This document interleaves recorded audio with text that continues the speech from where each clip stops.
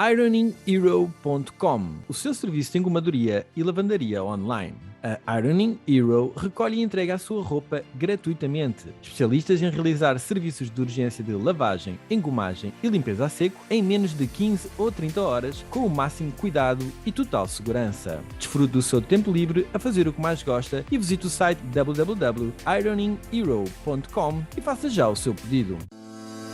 Podcast Oceano Azul. Alguma fonte de rendimento. Esta questão das criptomoedas é muito... Todos a ganhar um bocadinho mais.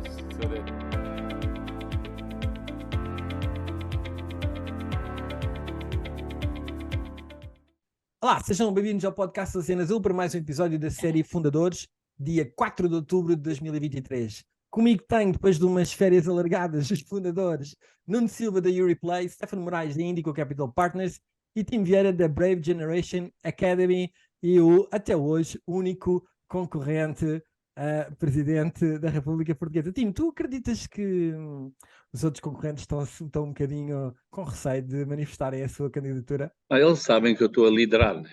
Então obviamente mete medo e que ninguém quer entrar em segundo lugar.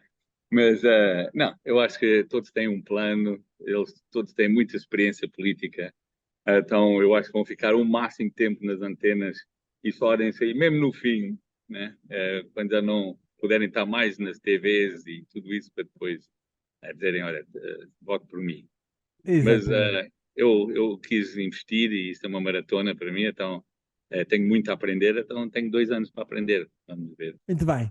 Continuando, vamos então aqui entrar nas nossas temáticas, guardamos aqui uns temas importantes depois deste período de férias e destes momentos conturbados. Hoje arrancamos com o Nuno Silva, que nos vem falar como resolver o problema da habitação em Portugal. Olha, nós temos o hábito de falarmos sempre sobre os problemas, não é? Estamos sempre constantemente sobre os problemas, e é isto, está mal aquilo, mas temos que nos habituar o nosso mindset a falarmos também das soluções para esses problemas, porque senão continuamos a vibrar à volta dos mesmos. Eu hoje queria falar aqui sobre a grande problemática da habitação, que é subejamente conhecida e que algumas famílias estão a passar por alguns dramas com o aumento das taxas de juro para pagarem as suas casas e, nomeadamente, os jovens estão a ter grandes problemas para comprarem uma casa para viverem, para se poderem emanciparem e poderem ter uma vida se calhar um bocadinho mais autónoma. E isso é um problema que eu não vejo muita gente a falar para resolver o mesmo. Então, o que é que eu queria propor aqui? Queria propor aqui algumas soluções para que realmente ajudar alguém que nos ouça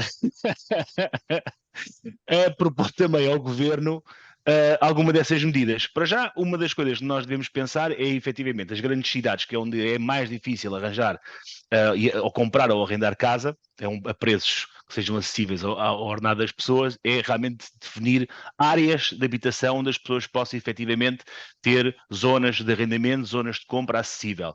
Os próprios câmaras deviam ter isso devidamente estabelecido, com milestones devidamente estabelecidos, para poderem, no fundo, criar projetos, criar habitação e gerir, no fundo, quando há pouca habitação, quando há excesso de habitação, gerir com base nesses ativos do Estado essa procura e oferta. Não me parece que isso esteja a ser feito de forma interessante. Outra coisa é agilizar também as licenças de construção. Hoje em dia, construir uma casa, quem se propõe a construir uma casa, um prédio ou coisa do que valha, é o Deus me livre. Tu nunca sabes quanto tempo é que vais demorar, tu nunca sabes qual é que é a licença que precisas, tu nunca sabes quanto tempo é que o papelinho ou que precisa ser analisado vai demorar e quanto é que vai custar, e se falta mais uma coisa, se vai lá o inspetor à casa hoje ou para a semana que vem, isso tem que acabar. Tem que se agilizar e arranjar aqui um simplex muito grande para resolver aqui o problema da parte das licenças de construção, etc.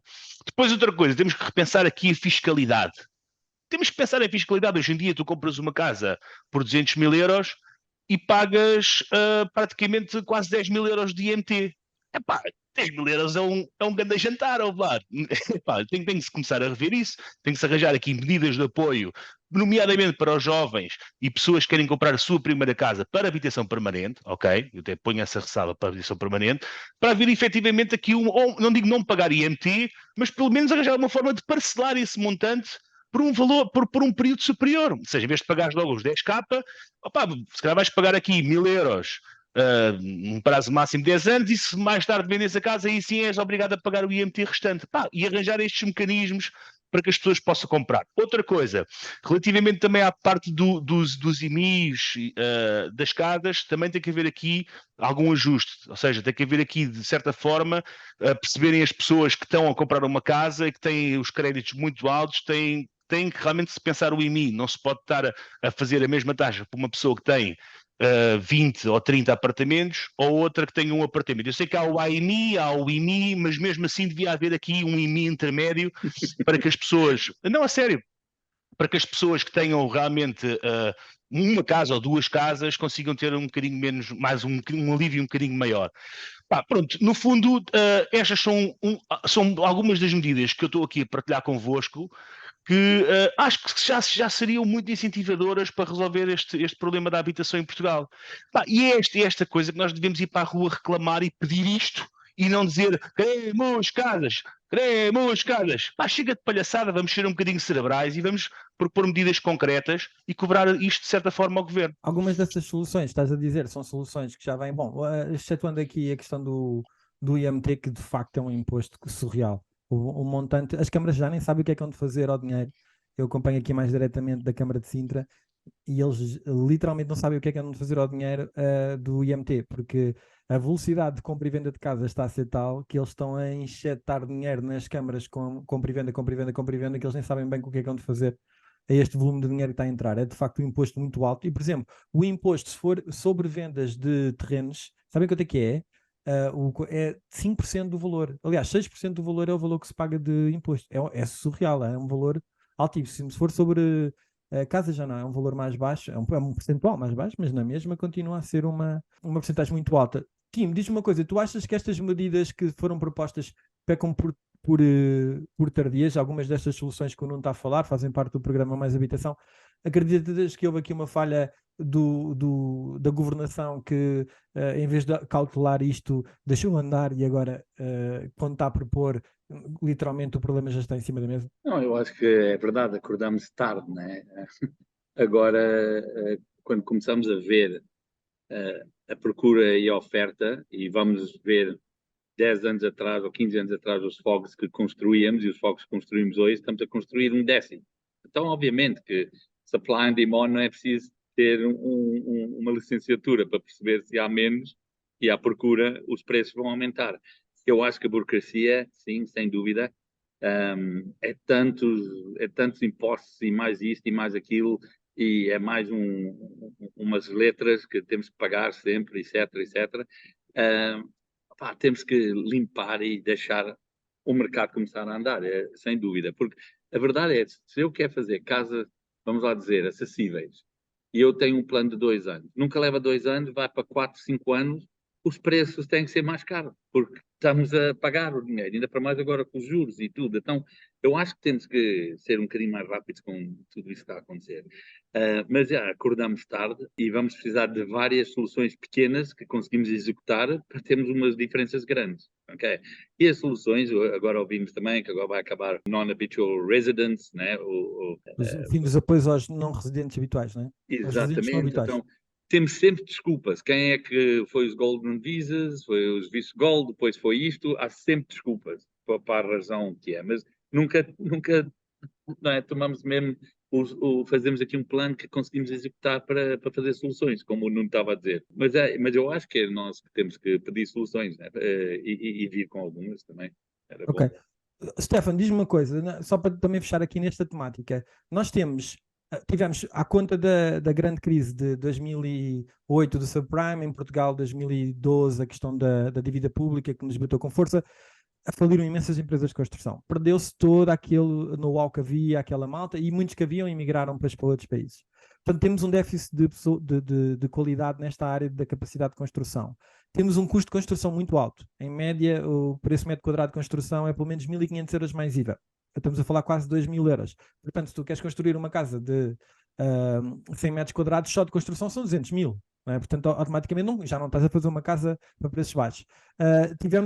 Temos um grave problema de habitação social, porque em média na União Europeia é à volta de 20%, Os países nórdicos têm 30% do seu supply de casas de habitação social para os vários níveis, e em Portugal temos 2%, que é um nível baixíssimo. Acreditas que passa pelo financiamento da construção, pelo Estado, para conseguir que haja aqui um aumento da oferta de habitação, embora demore tempo? Sim, claramente as soluções já foram aqui faladas. Uma é desburocratizar e simplificar e até eventualmente baixar o IVA para a construção, digamos, normal. As câmaras demoram eternidades a dar as licenças de construção. É inexplicável. Ou seja, só é explicável pela incompetência geral que reina no Estado em geral, não é? Tanto nos municípios como no Estado Central, mas não há dúvida que se não se tratar disso, não se vai conseguir fazer com que o capital privado entre com mais força para fazer todos os tipos de casas, para ricos, para médios, para pobres, para toda a gente, mas aliás, a grande oportunidade de mercado, pelos vistos, está nos segmentos mais baixos, que é onde há mais gente com falta de casa, mas da forma como as coisas estão não se consegue fazer. E depois, obviamente, haverá segmentos que é impossível que haja uma solução privada e que o Estado tem que cumprir a sua função, que é para isso que pagamos impostos, que é para dar condições mínimas de dignidade a todas as pessoas. E aí todos sabemos que o Estado tem imobiliário que nunca mais acaba, terrenos que nunca mais acaba, tem o poder de decisão sobre esses terrenos e sobre esse imobiliário, mas não se consegue organizar para tornar isso realidade. Às vezes não é preciso coisas muito complicadas e nós temos realmente uma grande tendência em Portugal para complicar cada vez mais. Arranjar mais regras, mais regulamentos, mais pedidos e também uma aleatoriedade de decisão, ou seja, o que acontece em todos os processos. Não é só camarários de licenciamento, mas tudo o que tem a ver com o Estado depende com quem se fala. Há uma pessoa que acha que é assim, depende de quem está do outro lado da mesa ou do guichê. Há uma pessoa que acha assim, o outro acha assado, depende. E cada um é o porteiro, digamos, da sua discotecazinha, em que deixa entrar uns e não deixa entrar outros. E, portanto, é assim, nós não temos uma administração pública que esteja em boas condições, já sabemos isso. Há um descrédito total destas instituições do Estado, da forma como operam.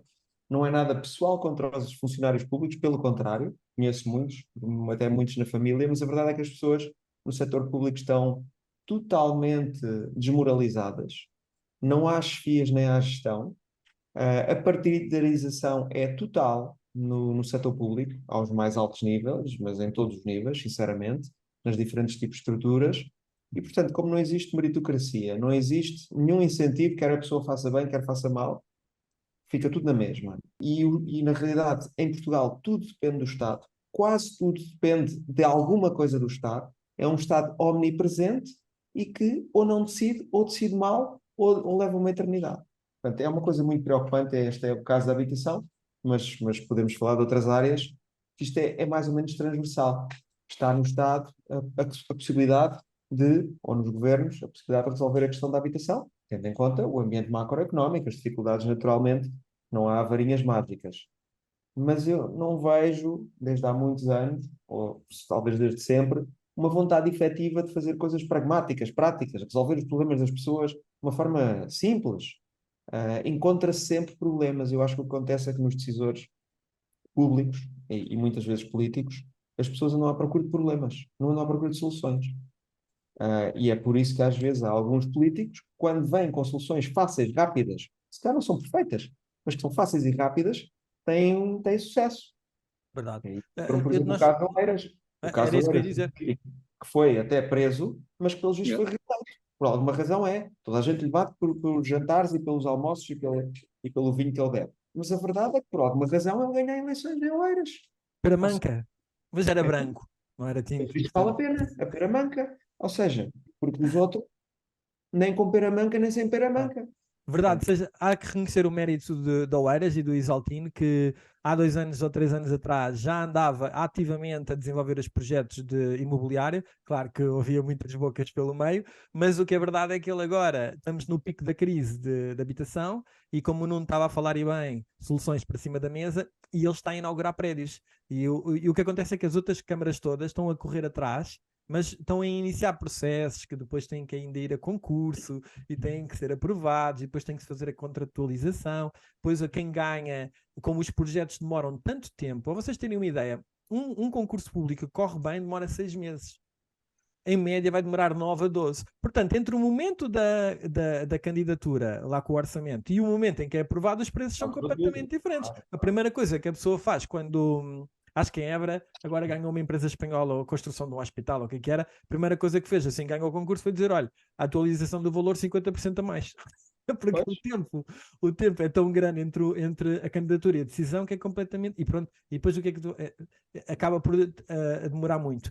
Stefano, saltando aqui para a nossa lógica, para o segundo tema, o Nuno estava a falar de soluções, há agora também uma pressão forte para acabar com uma série de benefícios que foram dados na tentativa de captar pessoas, como foi o Golden Visa, e por agora também terminam uma coisa que se calhar era uma das maiores reivindicações que se pedia, que era o fim dos benefícios fiscais para residentes não habituais. Sim, eu gostava de saber, em concreto, o que é que nós perdemos, porque houve um anúncio agora, numa entrevista do Primeiro-Ministro, de que que se vai acabar com os residentes não habituais, com a questão do benefício fiscal. E invocando, de certa forma, que se teria perdido 1,5 bilhões, se não me engano, de impostos não cobrados.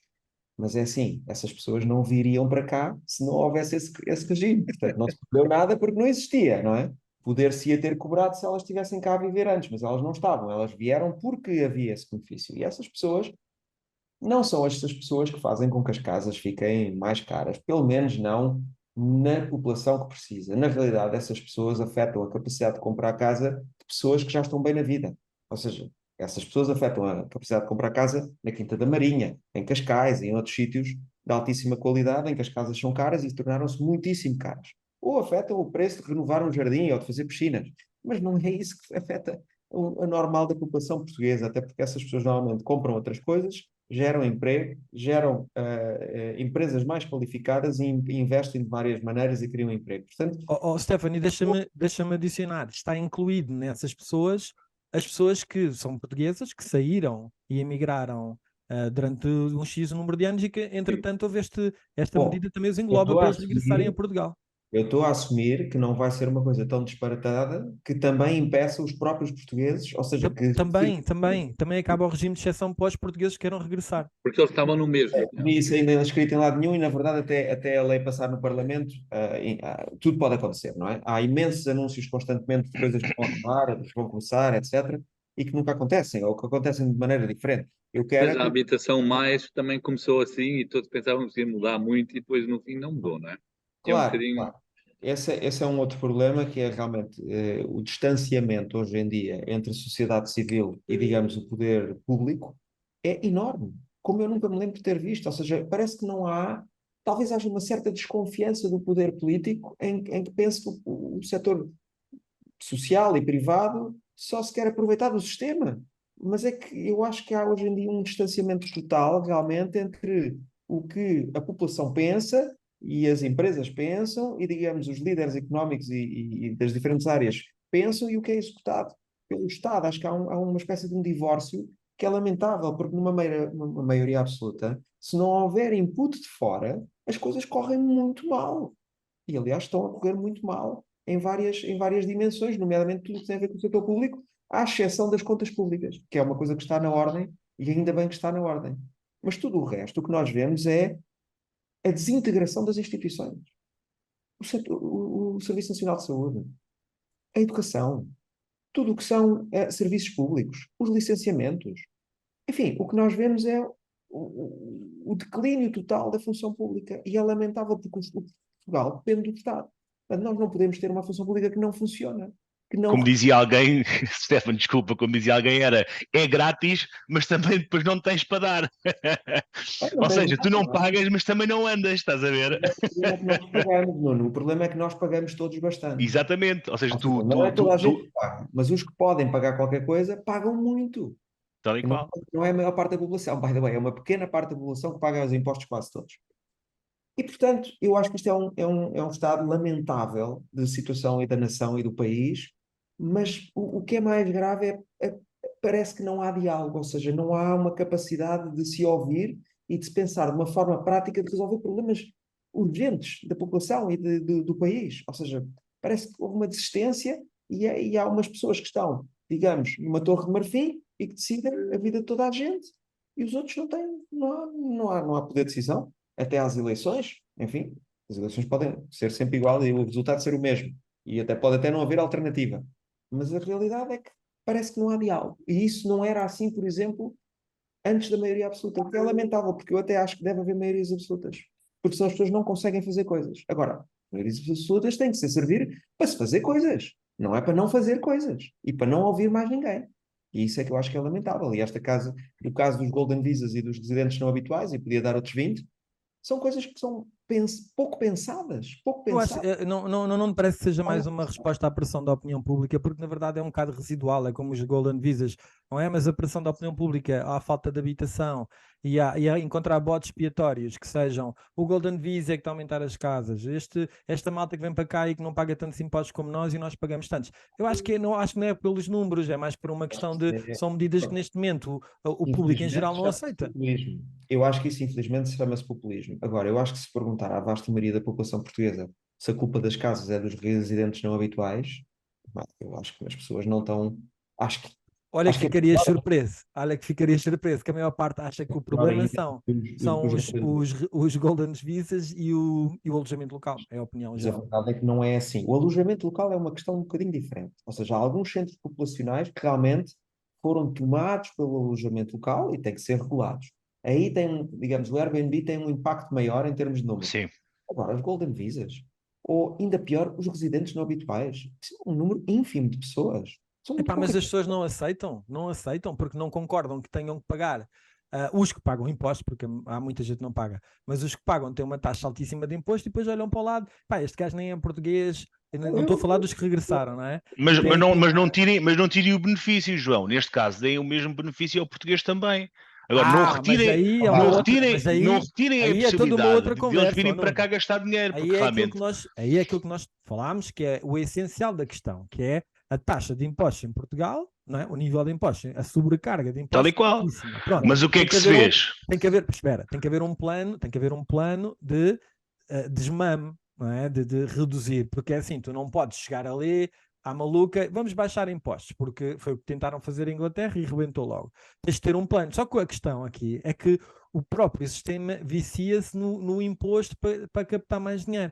O Stefan dizia bem, há aqui uma questão essencial. O governo optou por baixar a dívida pública e por isso é que também não reduz os impostos. E de facto está a baixar a dívida pública. Mas por outro lado está a asfixiar a economia porque os impostos são altíssimos. Não há volta a dar. Eu hoje almocei com os advogados que basicamente ajudam americanos a fazerem o tax para os Estados Unidos e o tax cá, porque não se quer brincar com a IRS, ok?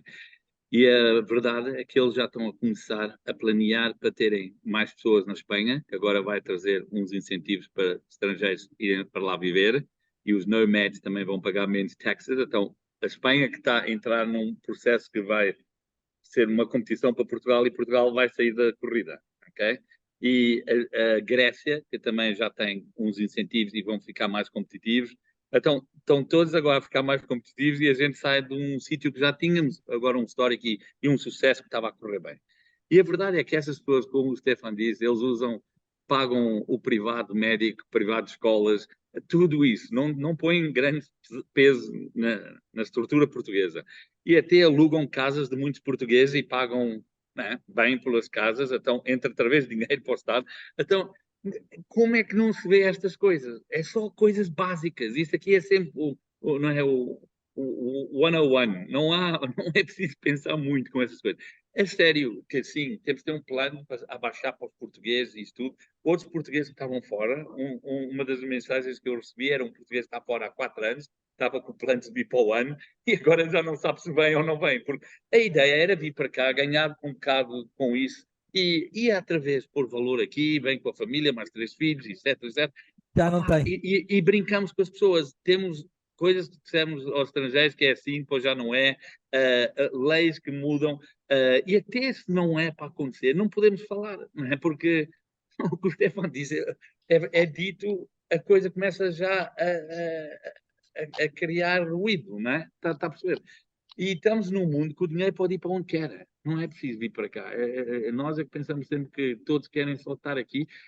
Normalmente, quando há imigrantes, os imigrantes vão para países que dá para trabalhar. Os nossos imigrantes vêm para cá não para trabalhar, são para investir, pôr aqui o dinheiro e pagar taxas. É incrível, estás a perceber o que eu estou a dizer? E agora não queremos esses, não é? E os outros que vêm para cá para trabalhar, muitos desses, se calhar, não estão a pagar nem 20%. Sim, Ok? a maior parte não paga porque nem sequer entra dentro do nível de quem tem Ok. rendimentos para pagar, não é?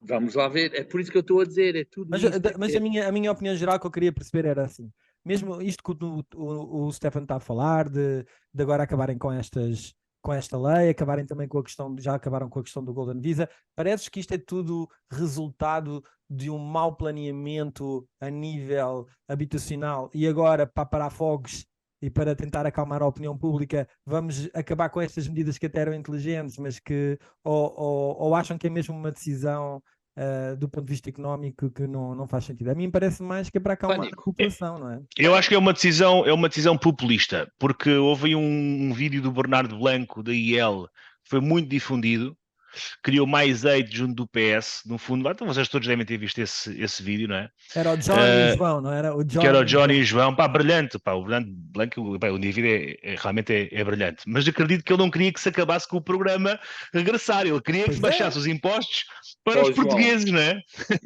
E eu acho que essa medida que fizeram isto por uma questão populista, aí vocês querem jogar assim, então vamos fazer isto, que é para as vezes os portugueses gostam um bocadinho mais de nós. Enfim, é ignorância. Eu acho que há aqui duas coisas que são, ou seja, importantes de se pensar. Uma é o problema do país é muito complicado, são problemas estruturais, é uma questão de dívida externa e por aí fora, há coisas que não se mudam de um momento para o outro. Mas há muita coisa que se pode fazer a curto prazo. E a coisas a curto prazo não é acabar com os Golden Visas e outras medidas populistas.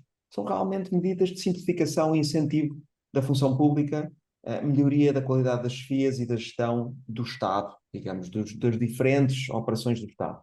Mas há uma coisa, é assim, as pessoas que vão para os governos e para o Estado também não são gestor propriamente dito, não é? Não são pessoas dessa área, não sabem, não querem, não é? Ou seja, estão lá por outras razões, não estou a dizer que são más razões. Têm outros backgrounds, têm outras... E, portanto, estamos num declínio total da capacidade de gestão do Estado.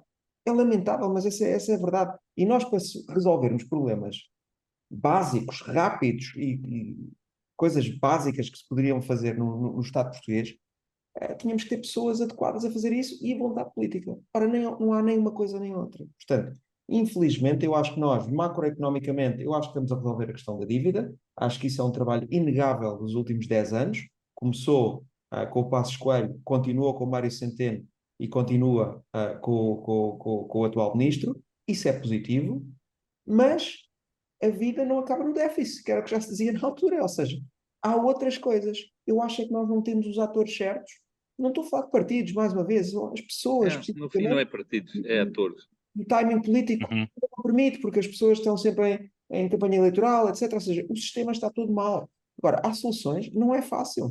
Não é fácil porque eu não estou a ver, a não ser que o time seja eleito a ir para a presidência e mesmo assim não influencia suficiente.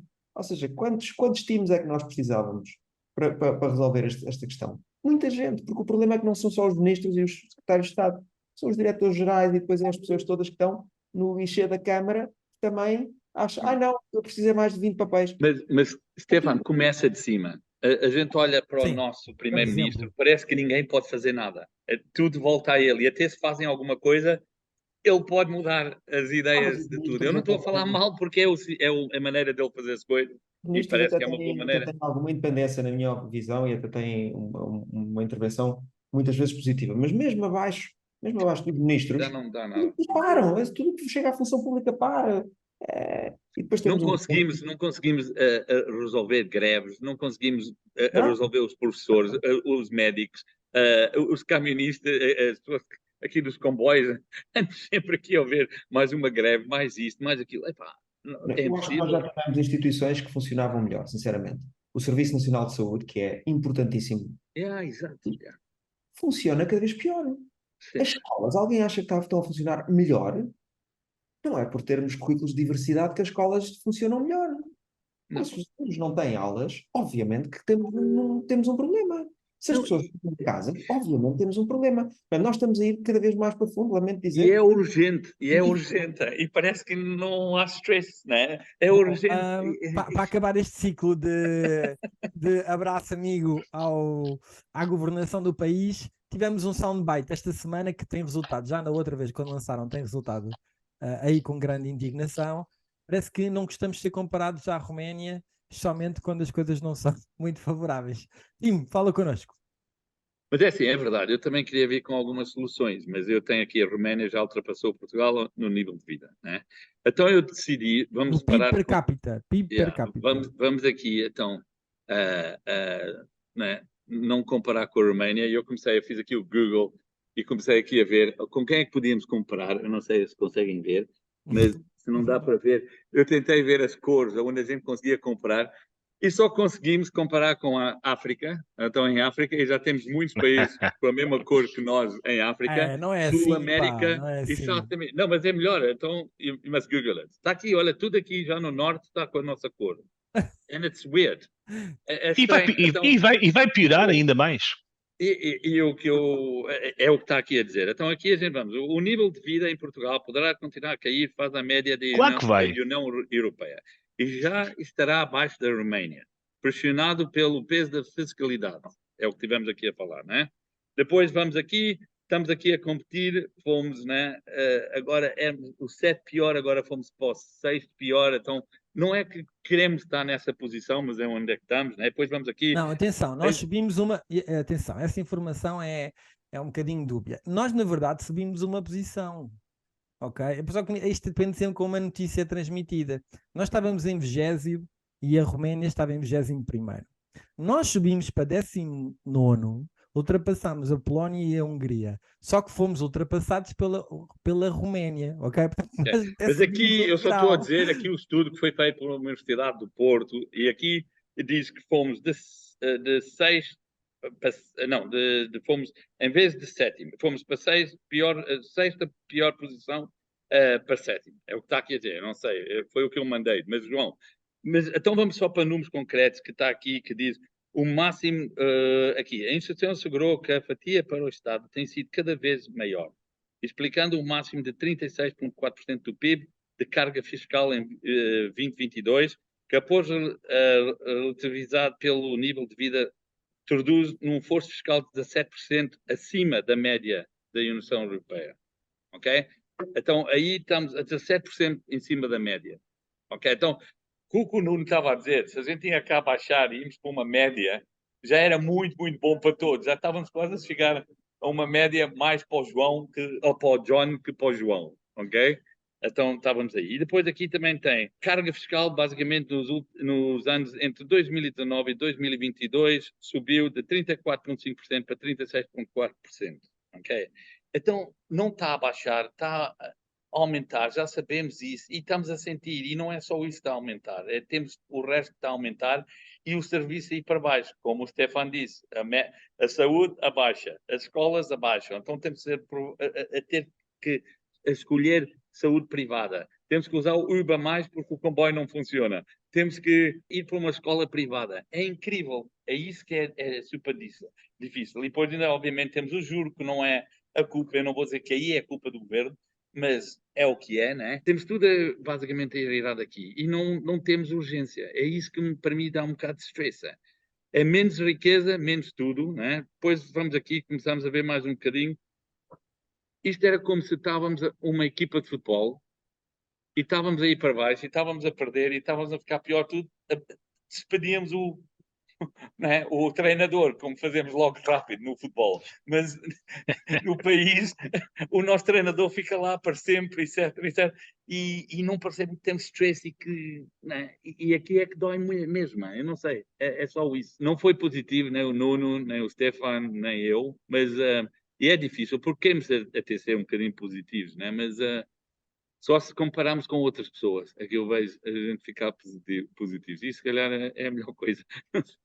Alguém quer dar uma chega sobre esta questão do PIB per capita? Atenção, É muito rápido.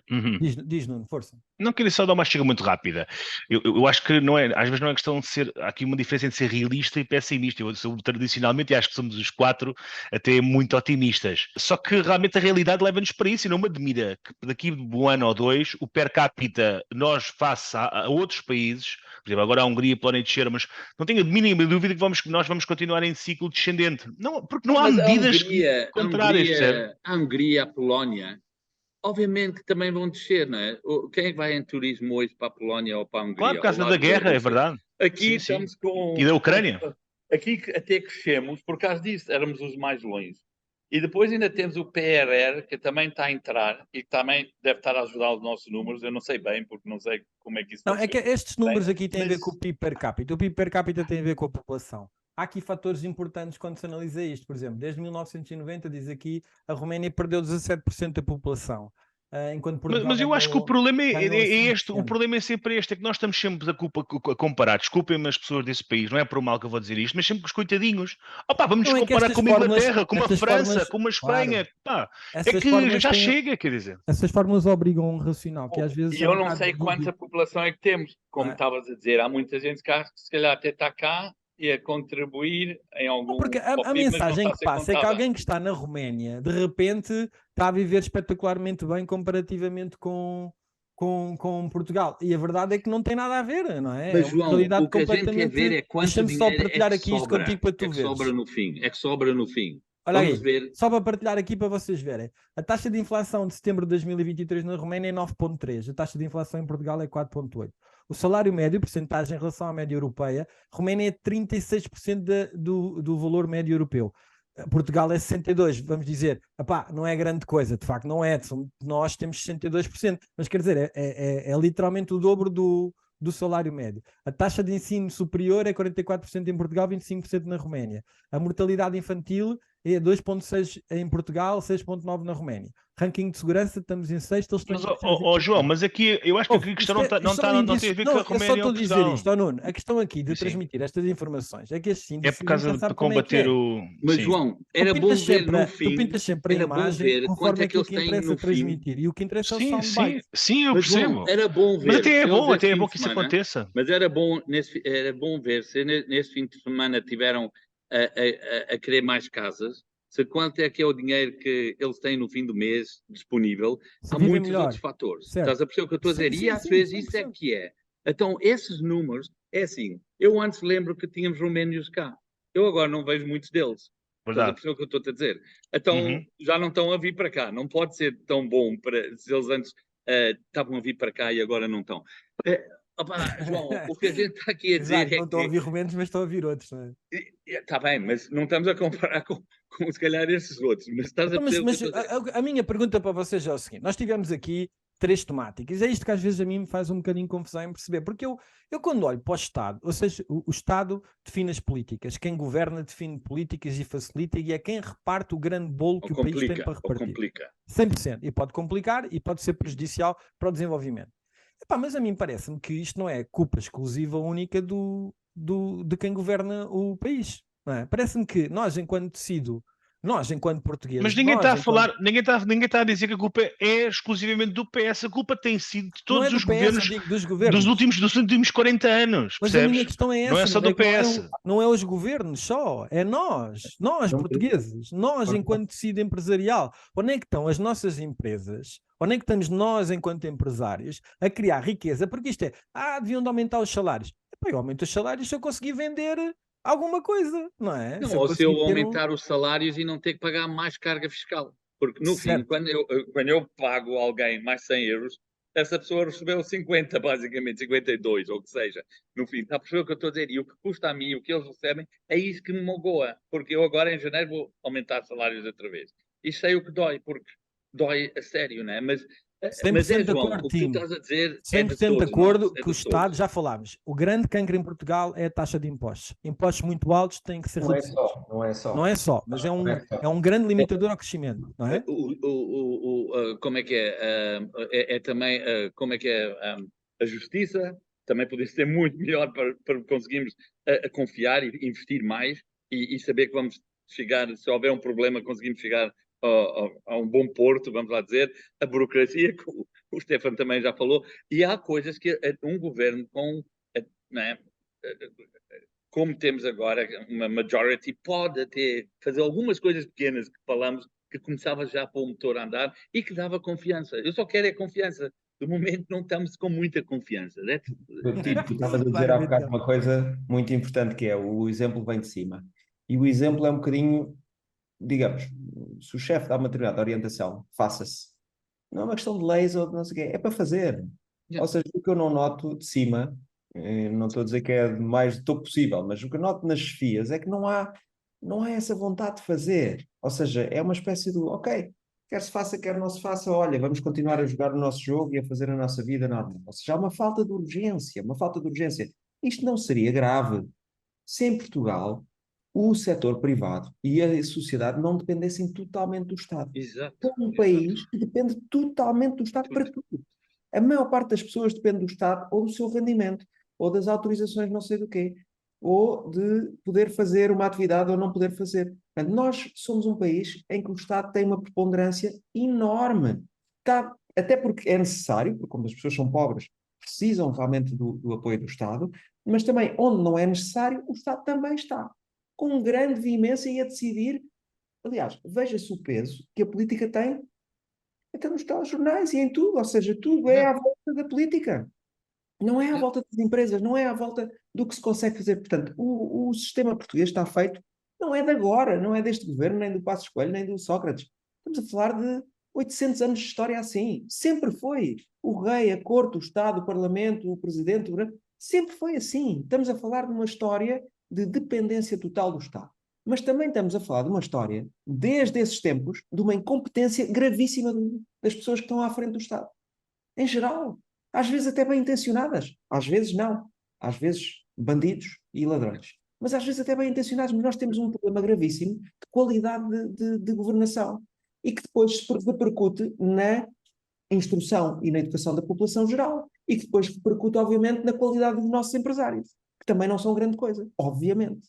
Porque o próprio Estado também não deu condições a que houvesse disso. Portanto, a culpa não é realmente só do governo ou deste governo. Isto é uma coisa muito mais abrangente, logo a começar porque quem escolhe o governo somos nós, portanto a culpa é nossa, não é? O governo é simplesmente o espelho da população que nós temos. O governo ou os governos todos. E a função pública também, que antes até era uma função pública relativamente qualificada face à média dos portugueses, e agora não é.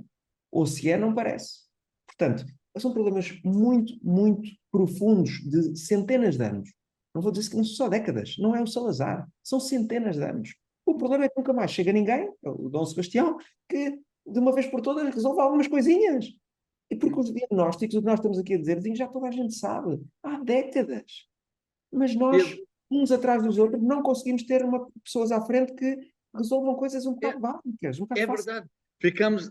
Os nossos empresários ficam à espera do PRR porque vão ter subsídios, parece que é sempre esmolas, parece que depois vão fazer isso, vão fazer um projeto para o meio de sei lá de onde, porque vão receber mais, mas nem sabem se vai haver o aeroporto, se é ali ou não é, é tudo assim, estás a perceber? E isso é que uma pessoa começa a ficar, eu como cliente do governo, não é? Porque somos clientes do governo, o governo é que dá a saúde, era para dar a escola, eu gostava de dizer, ok, se eu não uso, não vou pagar. Porque é o que a gente faz no privado, né? Se eu não vou usar o teu serviço, eu não te pago e não uso. Eu se era assim, imagina quanto é que a gente não pagava, porque não pagava para a saúde, não pagava para a educação, não pagava para isso, porque não estou contente com o serviço. Mas eu acho que isto aqui é mesmo possível com algumas coisas pequenas a começar a mudar este mindset. Porque ninguém aqui está contra, não é o governo, porque também não é o governo mudar que vai resolver isto tudo. Porque no fim são as pessoas. Eu acho que há pessoas que a gente vamos ter que saber trabalhar. E há boas pessoas em todos os partidos. E é mesmo todos. Quando a gente ficamos aqui às vezes a ver os partidos e vemos tão diferentes, olhamos bem, 90% está tudo igual. É tudo, acreditam na mesma coisa, isto tudo. Só que os mídias, não é? De dizerem, olha, todos acreditam nisto, vamos fazer isto. Não, este não acredita, aquele não acredita nisto, aquilo, e contra tudo o que é diferente. Quando tínhamos aqui tudo aí para, né, que era igual, era bom. E eu acho que é isso que falta, é simple stuff. Muito bem. Bom, feita aqui a primeira ronda, já não estávamos juntos há uns meses, tínhamos de dar aqui um abraço ao governo e ao Estado para pôr isto em dia, mas vamos passar então de quem não consegue resolver problemas para quem resolve de forma inovadora. Para a nossa rúbrica de Startup Inovação, o Stefano Moraes começa por nos vir falar da Flexi, é assim que se diz? É verdade, a Flexi é uma empresa que nós investimos recentemente e que faz uma coisa, ou está a tentar fazer uma coisa espetacular, que é transformar algas em plástico. Ou seja, e o produto já existe, portanto agora tem que ser industrializado, digamos, Mas essencialmente, imaginem ter plástico, o GLED, ou estas coisas para as bolachinhas, etc. Mas em vez de ser plástico, ainda por cima este plástico muitas vezes é usado uma única vez e depois polui o ambiente sempre, feito de um material transparente, flexível, totalmente biodegradável, feito com algas, e há muitas algas e é muito fácil produzir algas. Portanto, estamos muito contentes com esse investimento, esperemos que isto venha a correr bem. É uma equipa internacional, também vai ter uma equipa muito grande em Portugal, e nós estamos a trabalhar para isso e a ajudá-los a ficarem e a abrirem em Portugal. E, portanto, a Flexi realmente temos esperança. Há outras empresas, obviamente, mundiais, mas esta é uma das mais avançadas, que venha a mudar o consumo de plástico a nível da humanidade, né? Porque é um dos grandes problemas de sustentabilidade, é a questão do plástico, obviamente, que a maior parte, infelizmente, podia ser reciclada e não é, e, portanto, fica para sempre aí a poluir os campos e os oceanos e tudo e mais alguma coisa. Muito bem, fantástico. Eles Bom. participaram no vosso programa de aceleração? Sim, ou seja, eles são parte do nosso programa de investimento Pre-Seed. Ok. Na realidade já estão um bocado mais avançados do que o Pre-Seed, já estão na fase Seed, mas fazem parte do nosso programa com o nosso fundo dos oceanos, fundo Eu azul. recebia, é do Fundo dos Oceanos, ok. Eu recebia, mandaste a newsletter ontem ou hoje, já não sei, Esse foi mesmo os que fizemos o anúncio, sim. a anunciar que tinham recebido um volume significativo. Aliás, eu cada vez que vejo isto, lembro-me sempre do Nuno ter trazido cá aquele rapaz, aquele jovem, quando falavam muito da Greta, trouxeste aquele rapaz que criou aquele sistema de limpar os oceanos. Sim, sim, aquele holandês. Eles continuam em grande, pá, e a criar, tem sido fantástico. E tem É o Ocean Cleanup. Ainda há dias vi no telejornal. Tal e Mais qual. um mega empreendimento da Ocean Cleanup. Verdade. Non-stop, sempre a bombar. Tim Vieira, trouxeste-nos a Delta Café. O que é que eles andam a fazer? Não, é assim, né, não é um startup, mas é interessante, né? Perdemos o Rui Nabeiro e foi super triste, etc. E era um dos nossos empreendedores de sucesso. E, obviamente, começou a ficar a olhar para ver como é que vai continuar e eu acho que está em boas mãos. E era um bocadinho dizer isso, eu acho que né, estão agora quase em 600 milhões de euros.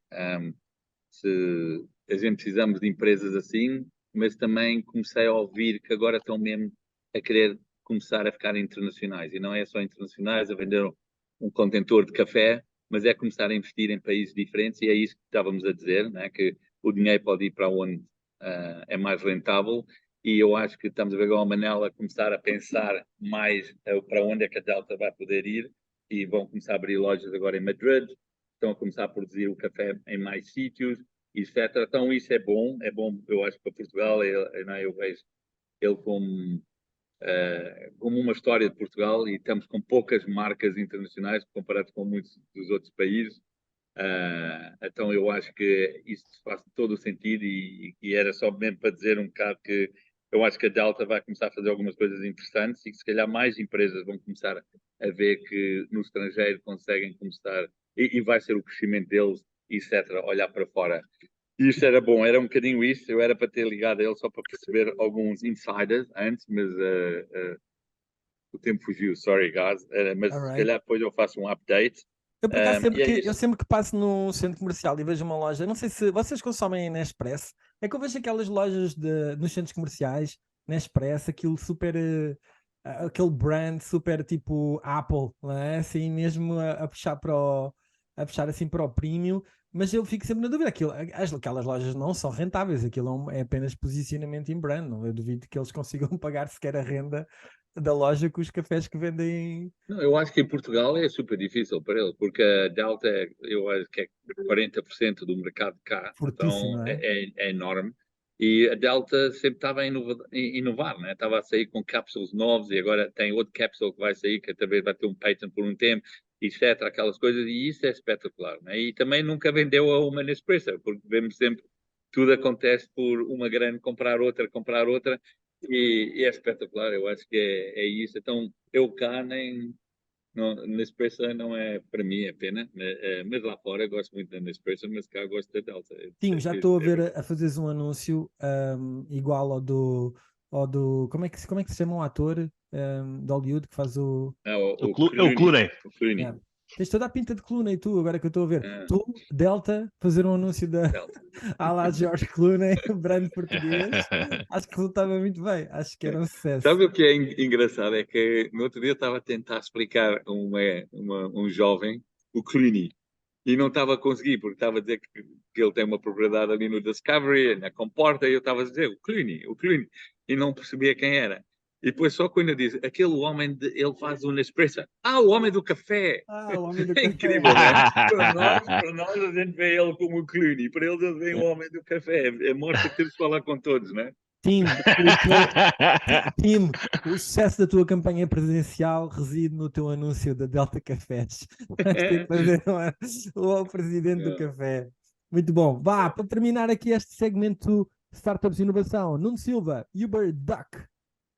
E o Barduck, bem, eu ando fascinado com a inteligência artificial, estou a testar montes de tecnologias novas, umas a começar agora, outras já mais desenvolvidas, e então encontrei nas minhas pesquisas uma coisa chamada UberDuck. O que é o UberDuck? O UberDuck é um site que permite, com a ajuda da inteligência artificial, tu fazeres uma música, mas tu não precisas de saber tocar ou saberes cantar. Basta, por exemplo, tu escreveres uma música ou pedires ao ChatGPT para te fazer uma letra de uma música, copias essa música, metes no Barduck e o indivíduo pega naquilo e faz-te queres fazer um rap, ele pega naquilo, monta a tua letra, mete uma voz, podes escolher, por exemplo, o Puff Daddy para cantar essa música, metes um beat por baixo e de repente tens uma música feita por ti, com uma voz do Puff Daddy, tudo feito automatizado, ou seja, tu podes chegar ao teu carro, pôr aquilo em altos berros, imagina lá, lá, lá, lá, lá, tan, tan, tan, e aquilo foi uma música que tu fizeste com o Barduck e a inteligência artificial. Epá, que loucura! Isto pode mudar aqui o paradigma aqui realmente aqui da música, porque hoje em dia nós podemos passar a ser consumidores a produtores, não é? Ou seja, os pro-consumers, não é? Os pro-consumers. E então é muito giro. Quem puder dar uma vista de olhos, veja. Eu até mandei para o grupo, no nosso grupo do WhatsApp, mandei o Donald Trump a desejar-nos a nós, através de uma ferramenta que é o. Ai, como é que ele se chama? Que é o fake.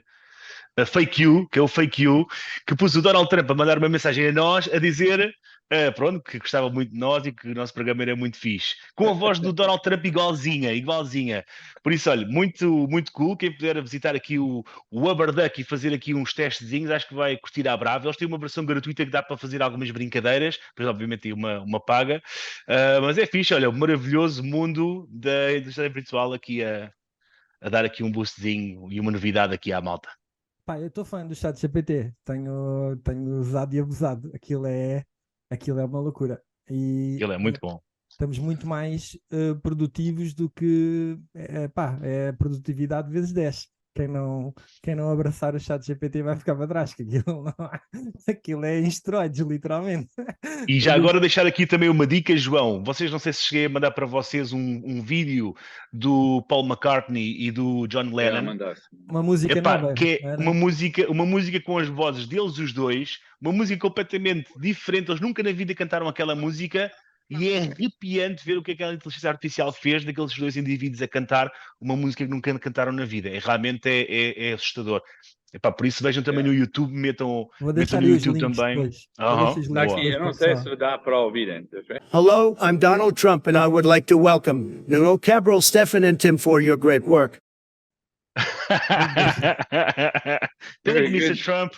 Thank you, Mr. Trump. E depois mete o vídeo. Bom, pessoal, para terminar, temos aqui a nossa rúbrica de entretenimento e cultura.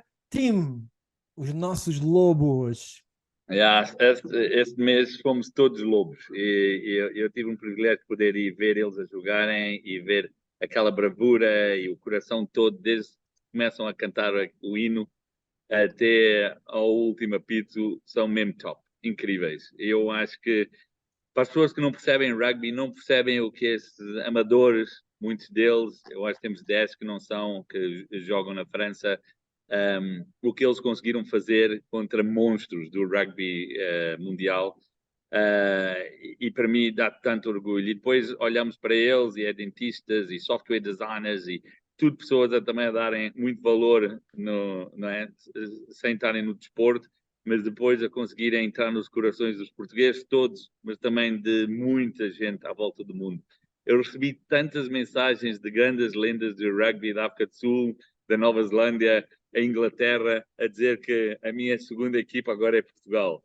É incrível. Vocês foram isso, fizeram isso, a maneira que jogávamos pela linha, a maneira que éramos positivos e que fazíamos coisas diferentes, inovadoras, sabíamos onde é que eram as nossas vantagens. Tudo isso foi incrível. Eu acho que podíamos aprender muito desta equipa de rugby, em que, para mim, acredito que ali está o espírito português, aquele espírito de nunca acabar, de nunca desistir e conseguir fazer coisas lindas com muito pouco, ok? E foi isso. Para mim foi top mesmo. Agora jogam contra a Fiji. Vou estar a pôr o jogo aqui na Thames Garage, a Fiji Portugal. Para quem não sabe, a Fiji é através uma equipa monstra que eles vão jogar contra. Todos eles jogam na França, na Austrália, Nova Zelândia. Alguns deles nem nunca viveram na Fiji, porque vêm mesmo diretamente da Nova Zelândia e da Austrália. E vão jogar contra os nossos lobos. E eu não tenho nenhuma dúvida que vamos, através, não é ganhar, não é só isso, porque estamos a ganhar os corações do mundo, porque o que estamos aqui a fazer, mas temos agora alguns jogadores que foram vistos lá que eu acredito que até vão poder ter carreiras no rugby, vão ser procurados porque foi top, mesmo top, ok? Então foi um bocadinho isso, né? Os Lobos Parabéns, pá, fizeram grande, muito orgulho. grande presença no Mundial que estão a fazer. Nuno Silva, qual é o livro que nos trazes? Olha, trago aqui um livro, mais uma relíquia, não é? É um livro de Dale Carnegie, não confundir com o Homem do Aço, com o Andrew Carnegie, mas é o Como Fazer Amigos e Influenciar Pessoas. Isto é um livro muito interessante, que é um livro de 1936. Não é este, como é óbvio, mas foi lançada a primeira edição, 5.000 cópias em 1936. Pá, este homem é interessantíssimo, como é que um livro escrito há quase 100 anos está tão atualizado após dias de hoje. Este Pá, foi um obviamente, livro que o Hitler leu, só que ele só leu uma parte. É como influenciar pessoas, mas não é fazer amigos. Em 1936. Em 1936. Olha, um dos meus, posso dizer, se calhar, mentores ou algumas pessoas que têm um grande respeito, que é o Warren Buffett, diz que realmente este livro mudou a vida dele, porque realmente, vamos lá ver, às vezes no mundo tu não precisas ser muito inteligente, nem seres o mais forte, tens é que ser aquele gajo empático, que consegue liderar pessoas, que consegue passar a mensagem, e realmente nesta altura que as pessoas falam-se muito numa crise de confiança nas pessoas com alguns problemas mentais, alguma depressão, etc.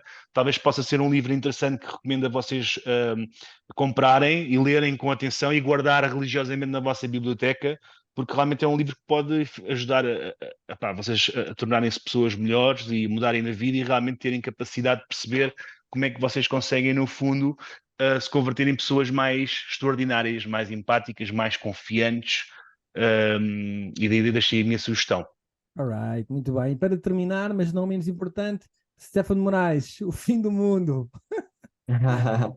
Não, um livro muito interessante, que é The End of the World is Just the Beginning, do Peter Zeihan, que tem uma perspectiva histórica e atual da economia mundial e dos diferentes blocos da economia. Uma coisa muito interessante e uma perspectiva um bocadinho diferente. Nós estamos acostumados a pensar que, enfim, que o domínio da China é mais ou menos inevitável. Este autor é americano e é muito pró-americano. Mas a verdade é que diz algumas coisas interessantes. O único continente do mundo, o único país do mundo que tem independência agrícola, independência industrial, independência nuclear, independência energética, é realmente os Estados Unidos. A Rússia tem algo parecido, mas tem um problema gravíssimo de população, ou seja, de declínio de população. E a China não tem algumas destas independências, nomeadamente energética e de outras naturezas, e tem um problema de população gravíssimo, gravíssimo. E, portanto, a tese principal do livro é que, apesar de nós vermos a China como o grande país, o grande futuro, digamos, bloco do mundo, a verdade é que o declínio da China, na opinião do autor, e é bastante convincente, já está a acontecer, porque com a política do filho único e com a restrição enorme em ter crianças e até digamos, a urbanização da China, as pessoas deixaram de ter filhos. E se as pessoas não têm filhos, não há consumidores, basicamente. E isso já começou há 30 anos atrás e há 20 anos atrás. Portanto, o número de mulheres, ainda por cima houve uma seleção de sexos feita propositadamente para haver menos mulheres, e, portanto, há muito poucas mulheres em comparação com o que deveria haver, e, portanto, há muito poucas crianças, e se não há uma classe média grande para consumir, não há hipótese de uma economia ter sucesso. E, portanto, há um conjunto de razões, nomeadamente também, digamos, a inversão da globalização, à medida em que se vão afastando, digamos, os países e os continentes, realmente a Europa tem problemas, mas ao menos tem ciência e tecnologia. Os Estados Unidos têm basicamente tudo para serem autossuficientes e ainda por cima têm a população a crescer, com imigração, mas também com população interna. É uma população que continua a crescer, e realmente transforma um bocadinho a perspectiva de ver as coisas, porque no mundo que está a perder a sua face de globalização, e em que a própria parte da segurança já não é, digamos, garantida pelos Estados Unidos, porque a seguir à Segunda Guerra Mundial, o que garantiu o transporte marítimo destes bens todos foi essencialmente o poder naval americano na Ásia-Pacífico e no Atlântico e por aí fora. Se isso desaparecer e se os Estados Unidos estiverem cada vez mais isolados, já nem o comércio internacional será fácil. E, portanto, aí realmente temos todos um problema, e, na opinião do autor, o único país que tem menos problemas, mesmo assim, é os Estados Unidos. Tu vês a Índia a ocupar, de certa forma, o lugar que neste momento pertence à China? A Índia tem um problema enorme, é que tem uma democracia disfuncional, não é? Portanto, a China tem uma ditadura mais ou menos funcional, com graves problemas, obviamente, e eventualmente insustentável, mas pelo menos as coisas fazem-se, e há ali quem manda, não é? E a Índia tem uma população crescente, sim senhor, obviamente, mas tem um problema de governance. Curiosamente, os Estados Unidos, o ponto dele é que, por muito que se discutam questões de identidades de género, etc., etc., como o poder do Estado realmente não é assim tão grande, e, portanto, obviamente também as consequências é que não tem um Estado social como a Europa e por aí fora, são outra questão que nos é cara na Europa, obviamente, e que nos é querida, mas, por outro lado, o setor privado, a economia não depende do Estado.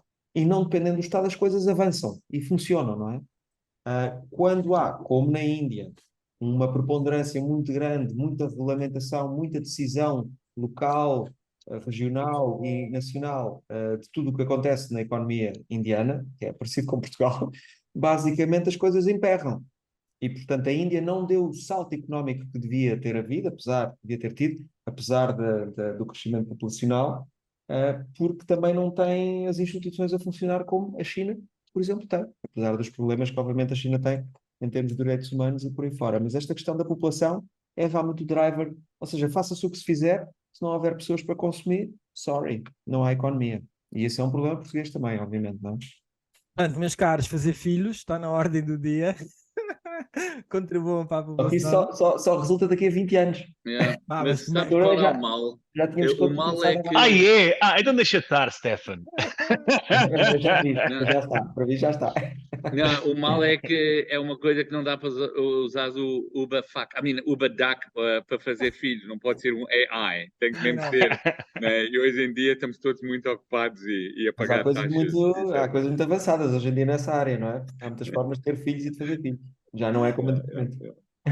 Alright, muito bem. Meus caros, concluímos mais um episódio dos Fundadores com Nuno Silva, Stefano Moraes e Tim Vieira. Obrigado por terem estado presentes. Até ao próximo. Pessoal, um abraço. Tudo a Um correr abraço a todos. Grande abraço a todos. Tchau.